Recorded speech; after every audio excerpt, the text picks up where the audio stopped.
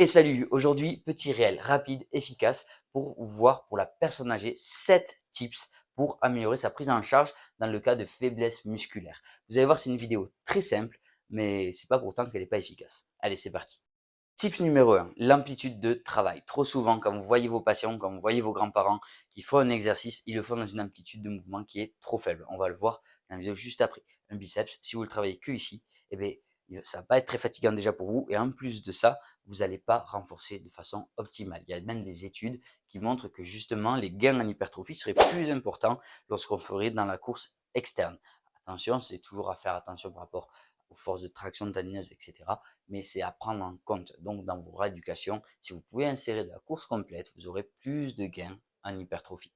Donc ça va être intéressant. C'est le premier tips, mis en place juste après. La deuxième chose, ça va être la vitesse d'exécution. Pareil, c'est comme pour le travail tendineux. Si vous avez une tendinite et que vous faites les mouvements, par exemple pour un tennis elbow comme ça, votre temps sous tension est beaucoup trop faible et ça ne va pas suffire à entraîner une adaptation. Donc ça va être les deux premiers tips. La troisième chose, c'est qu'il ne va pas falloir hésiter à faire du contraste de charge ou de la stimulation de facteurs nerveux, même chez les personnes âgées. Donc, c'est-à-dire que, par exemple, sur un mouvement, comme on va le voir encore une fois juste ici, eh bien, on peut mettre de la charge, on peut stimuler les facteurs nerveux pour avoir ensuite un meilleur recrutement au niveau des différentes fibres musculaires. On peut également faire de l'isométrie chargée lourd, sans douleur, sur différentes courses musculaires ou également aussi faire de l'isométrie dans les positions douloureuses pour justement rapprendre à l'organisme à créer de la force dans cette position-là. Allez, c'est parti. Donc souvent, sur le renforcement de la personne âgée, lorsqu'on a des petites faiblesses au niveau des membres inférieurs, on se retrouve avec des personnes qui font des mouvements d'une très petite amplitude. Et ça, c'est pas idéal, parce que du coup, notre muscle, s'il ne travaille pas dans l'amplitude complète, on se retrouve avec des faiblesses qui sont importantes. Donc, comment on peut faire pour modifier ça? Pour modifier ça, on va déjà mettre de la charge. Donc, par exemple, ici, avec un petit kettlebell de 4. On va demander au patient de faire une course complète au niveau de son quadriceps. Donc, il va partir d'ici et il va venir lever, tendu. Vas-y, tu peux lever. Et là, on va avoir un vrai effort du quadriceps. Il va venir fléchir en essayant de ne pas poser le kettlebell au sol. Donc là, on est sur une charge très importante pour lui. C'est assez difficile. Il ne faut pas qu'on soit douloureux. Et on revient jusqu'à la position de départ. Plie encore, plie encore, plie encore. Vas-y, ramène jusqu'à dessous. Ramène jusqu'à dessous, dessous, dessous, dessous. Voilà. Ce qu'on va pouvoir mettre en place, c'est un contraste de charge. Là, on a 3 répétitions. On va ensuite passer sur un poids plus léger, 30 secondes plus tard, et demander le même mouvement qualitatif. On vient bien plier, voilà, et tu lèves. Essaie de venir plier plus sous la chaise encore, plus sous la chaise encore. Voilà, et là, on vient lever. Ce qui va faire qu'on va avoir une course beaucoup plus importante de notre muscle, dans un renforcement beaucoup plus efficient. Et ça, on peut le faire sur plein de mouvements. En cas de syndrome fémoro-patellaire ou de grosses douleurs rotuliennes, on ajustera justement les angulations si c'est nécessaire dans les premières phases, jusqu'à recharger au fur et à mesure. Le quatrième tips, ça va être très important, ça va être de rendre les mouvements simples pour vos patients. Si vos patients, les mouvements ne sont pas simples, vous n'aurez pas d'adhésion et ils ne vont pas le faire chez eux. Et c'est là où va venir l'importance du dialogue avec eux, de leur expliquer pourquoi ce mouvement est bon pour eux, quel est l'intérêt de le faire lentement par rapport à le faire vite, quel est l'intérêt de mettre la charge et de le faire dans l'amplitude complète, de sentir le travail musculaire, de réellement se concentrer dessus pour avoir des meilleurs résultats. Pareil, on a des études qui montrent que lorsqu'on se concentre sur la contraction musculaire, par exemple, du biceps, eh bien, le fait de se concentrer sur le mouvement plutôt que de se dire je plie le bras va augmenter les gains musculaires sur cette structure. Donc, c'est un gain de l'ordre de 8%, donc ce n'est pas négligeable. Donc, vraiment, prendre ce temps-là pour expliquer à vos patients ces mouvements simples. Mouvement simple ne veut pas dire mouvement facile. Et là, vous voyez, juste après, on va voir des mouvements très très simples qui peuvent devenir beaucoup plus challengeants juste en faisant quelques petites modifications.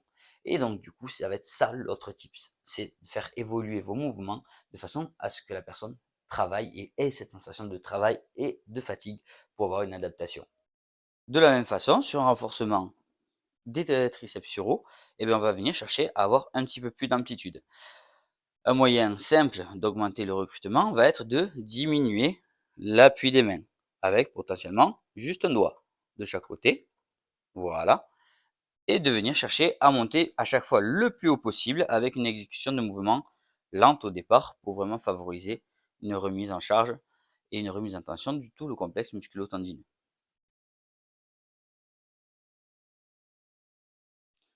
il va falloir arriver dans une certaine fatigue musculaire. Donc la fin des répétitions commence à être difficile et augmenter du coup le ressenti, la charge et la vitesse au fur et à mesure des séances. Donc là, on part sur des mouvements très basiques qu'on utilise chez toutes les personnes âgées, justement en début pour retravailler un petit peu l'équilibre, les mouvements de hanches, les mouvements de jambes.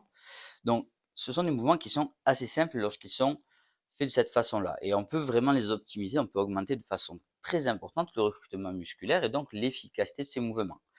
Donc là, on peut voir que le patient se tient très fort avec ses mains. On va venir déjà demander au patient de venir avec 2 doigts.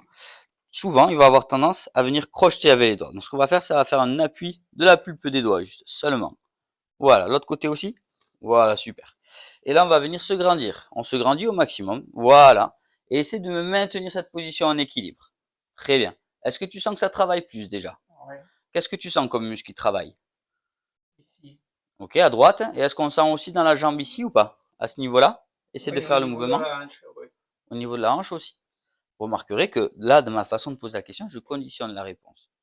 Ça va aider mon patient à se concentrer sur ce secteur-là. Dans une optique de bilan, il ne faudra pas faire ça. Ensuite, on peut le faire en équilibre. Donc on essaie de le faire en équilibre maintenant sans toucher la barre. On sécurise le patient, on y va. Voilà, et on voit déjà la difficulté. Si c'est faisable, on peut servir juste de sécurité, bravo.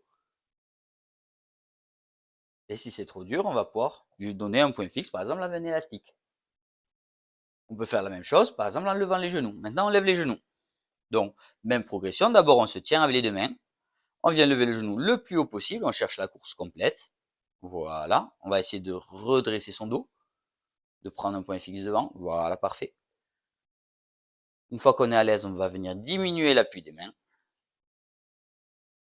Super. Si on est toujours à l'aise, on peut passer que sur la pulpe des doigts. Super. Ensuite, un seul doigt. Allez, on enlève un doigt. Voilà. Donc déjà, là, ça commence à arriver plus. Là, on est carrément en équilibre. Et du coup, on est sur un travail beaucoup plus important, beaucoup plus efficient, beaucoup plus fatigant aussi. Donc, il faudra aménager des temps de pause. Et ça, sur tous les exercices. Et voilà, tu as vu, comme promis, c'était très court. C'était beaucoup moins poussé que d'habitude. Et c'est pas pour autant que c'est moins intéressant. N'hésite pas à me dire ce que tu en as pensé. On est d'accord que c'est très basique, mais parfois, les bases, ça fait pas de mal. Allez, à plus pour un nouvel épisode.